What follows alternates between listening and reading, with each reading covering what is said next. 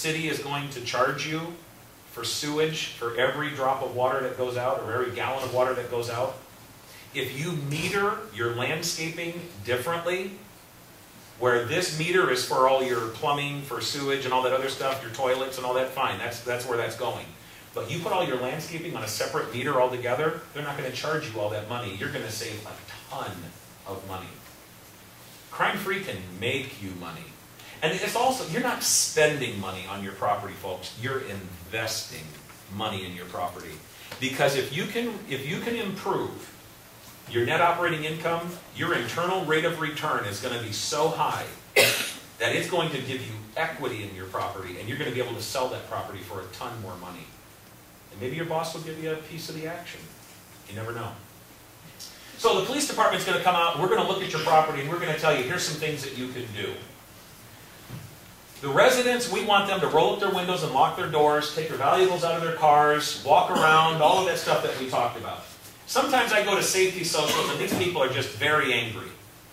My car got stolen. You know, the torches and the pitchforks I told you about, they show up. And I say, folks, let me explain something to you. If you bought a single-family home, your car in your driveway would be your responsibility.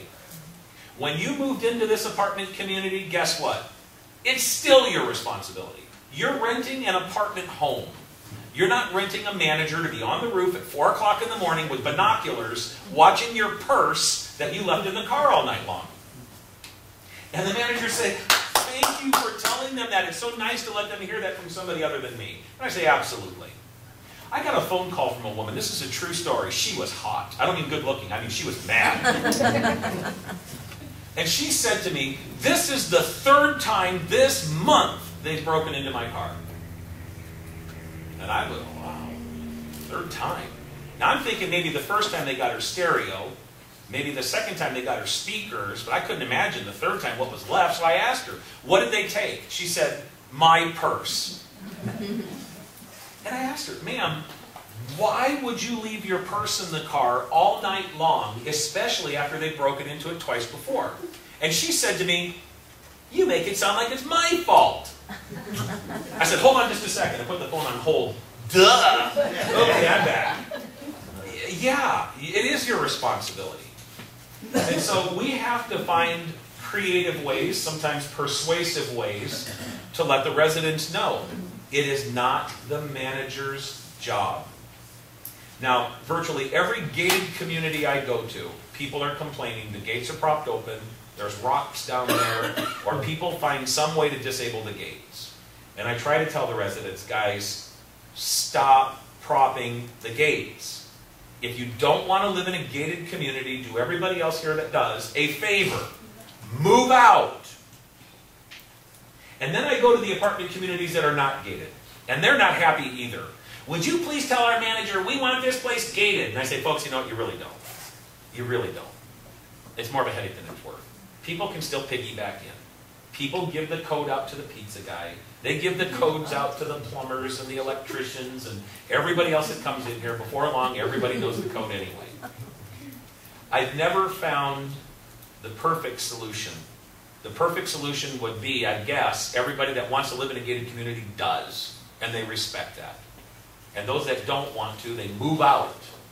And they don't complain because they're happy living in a community that's not gated. And that's the only way I can see it. Everybody's going to be happy. But the residents have got to be a key component to the property security. They've got to understand that it's not the manager's job to take care of them.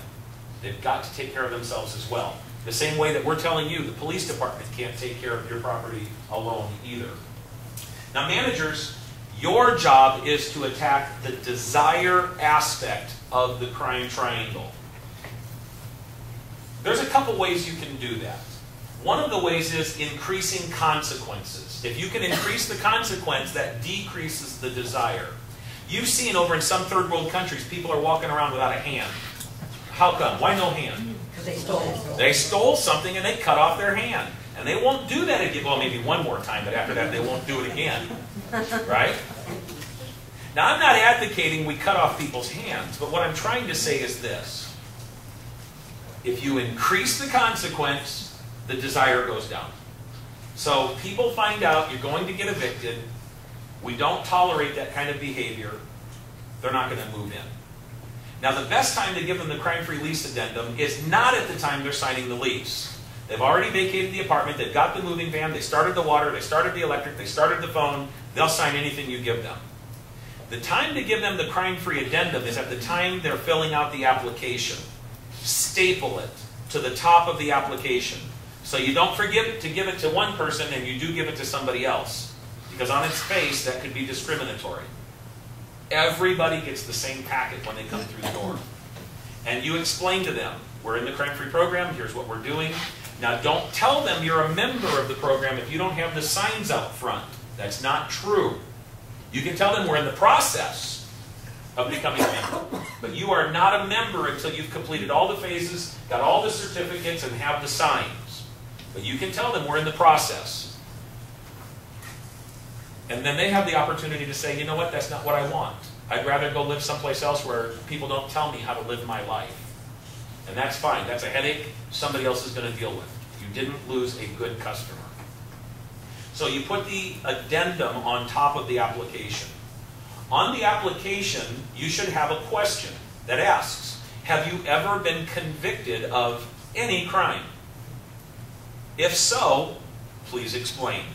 Now, if you've got a statement of rental policy, the statement of rental policy will specifically say you must make X number of dollars or percentage of the rent, and if you don't have this percentage, you don't qualify. And it might also say you can't be convicted of any crimes like this, or you can't live here. It's good if you've got a written policy. That's a good thing to have. That way they don't say, oh, that's not the reason you're turning me down. The real reason you're turning me down is because I'm fill in the blank. All right? No, that's our policy. Now, you could ask very generically, have you ever been convicted of any crime? If they say, just in Arizona? In the police department, we call that a clue. Now, if they say, well, I had a DUI back in 1953, you might go, yeah, that's fine, that doesn't matter. We talked a little bit earlier about what your criteria is going to be. That's something you discuss with your risk management. That's something you discuss with your attorney. That's something you discuss with your screening company. You take their advice, not mine. But the point is, you're going to ask. And you can ask lots of questions about juveniles and all the other people that are going to be living in the unit. I recommend you pick up these papers and you look at these, and then you staple this addendum to your application as well. So we're certain we're asking all the right questions. And if they say, no thank you, there's one other place I want to go check first, good luck. And there's somebody else's problem. Increasing the consequences. If they know they're going to get evicted for doing evil, they're not going to want to live there. I'm not a police officer anymore. I hurt my knee and I had to turn in my badge and gun, but I remember very well as a police officer, I never ran radar because I liked writing tickets, but I did like to look for suspended driver's licenses and outstanding warrants and things. And you know, when I pulled somebody over, I'll tell you, they weren't thinking, all these other drivers are going to drive by and look at me like I'm the idiot who got caught. I'll tell you what they were thinking. What they were thinking was their wallet. How much is this ticket going to cost me and how much is my insurance going to go up? You hit them in the wallet, you've hit them in a pretty tough way. Because if I have to restart my water, restart the electric, restart the phone, get a moving van, vacate, move again, I mean, how much, managers? You tell me, on the average, what does it cost to pack up and move to another apartment? Grand total. Pretty close to $2,000, isn't it? Sure. In a mobile home park, you get evicted for cause, and you've got to take the mobile out of there. What's it running now for a double wide? $15,000, $20,000? $15,000, $20,000? Not too many people can really afford to do that. So this consequence is a serious consequence. Not to mention, you've got a for-cause eviction on your credit history. It's going to be really hard to find another place to rent. So these consequences are pretty serious. Increasing the effort needed to commit the crime is another way to decrease the desire. Yeah, I could probably get into that building, but it's going to take a lot of work, a lot of time, a lot of sweat, a lot of stress, a lot of energy. And you know what? If criminals were willing to work and put stress and sweat and energy, they'd go out and get a real job. They're looking for easy targets. They go, not easy enough. I'll go down the road. I'll find something easier down the road.